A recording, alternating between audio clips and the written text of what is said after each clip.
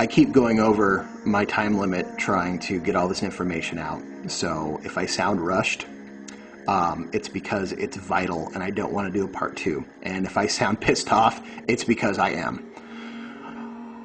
I'm doing this video in response to a lot of the questions that we've received regarding astral projection and the dark entities that many of you encounter there. They threaten you, they scare you, they attack you, whatever. Here's the reason. There is a dark, magnetic manifesting force that exists in this world. And part of the path to true wisdom is to understand that it is working with this entity that you either set yourself free from it forever or you enslave yourself to it. There's the right-hand path and there's the left-hand path.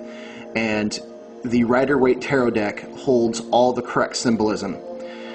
Do not fall into the Aleister Crowley deck. It is a deck that is meant to enslave you. He was nothing more than a puppet for the entities that he contacted and for the Illuminati. If this pisses you off, I don't care. Fuck you. So, let me explain what I mean by this. This entity, I cannot speak its name, but it is not the Christian devil, although the Christian devil is based off this entity, and the Christian religion itself is a gigantic hoax, except for the Christ energy, which is the inner sun, which is the light and the truth and all these things that are in you anyways, and you have to set free for yourself. The second coming is when the rest of you wake up and become Christ. He's not coming back, ever. It's you who must become him. Wake up. So, this entity helps manifest the world. He's the physical ruler of the world in that he can make sure, he or she, it doesn't matter what it is, it makes sure that you can receive wealth, women, and all luxuries of the physical senses for a price. It'll enslave you. It'll use you in its army of little builders when you're done. However, you can approach it and you can say, you don't own me, but I'm going to use your builders to build a world of freedom.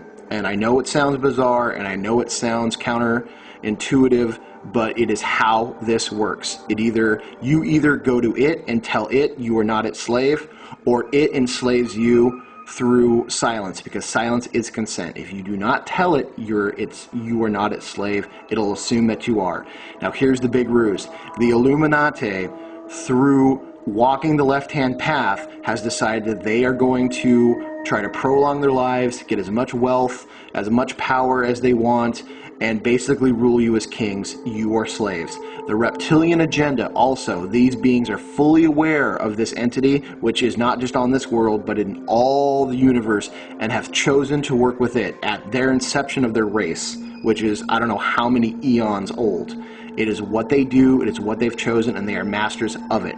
And they have come to this world, they have taught the Illuminati, and the Illuminati are continuing on with their tradition here as their human servants. They believe that when the reptiles come to power, that they will be above human, and everything else, which is us, will be their slaves and their food.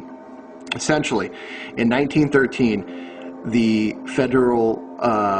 Act of the Federal Reserve Bank was signed. This was a gigantic ruse. It basically said that we will loan you money that we don't have, that we're taking power away from your Congress to print your money. We will loan you all the money that you want at interest as long as every single United States citizen is put up as collateral. You are a social security. That's why you have a social security number. And basically, your sweat, toil, and suffering is what pays them back, because they gave us fake money. Now we have to give them something real in return. The deeper implication is this. Not only do they believe they own your physical body, they also believe they own your spiritual body. They own you completely and fully.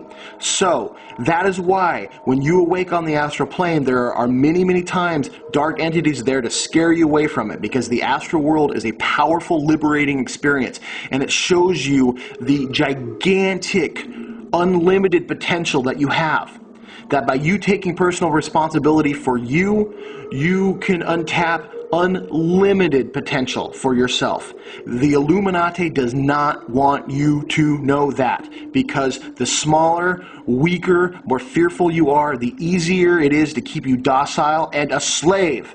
So, what this means is they also believe that by trading your soul for theirs, when they die, they don't have to go serve the entity, their dark master, that they have signed the Faustian or contract with.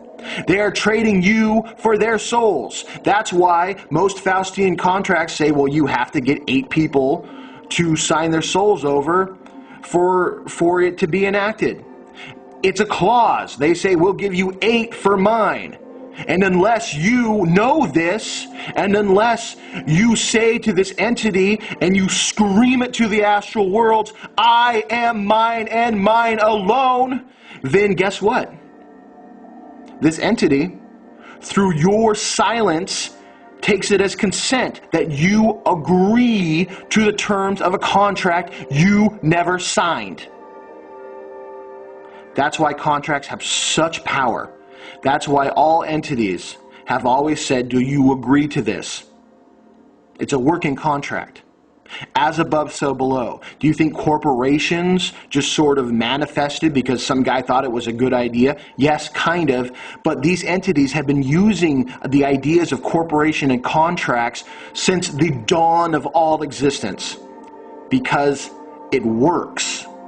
And as above, it filtered down and became like below, or below here. It manifested into reality. That's why they use these things. It is a scary, scary thing, but it's time that people woke up to it and were aware of it. And I am giving stuff out that is been considered secret for so long that just to speak of it in older secret societies would have probably had me kicked out or killed. But it is now time for you to understand this. This isn't the first time that this has been done. The Aztecs did it.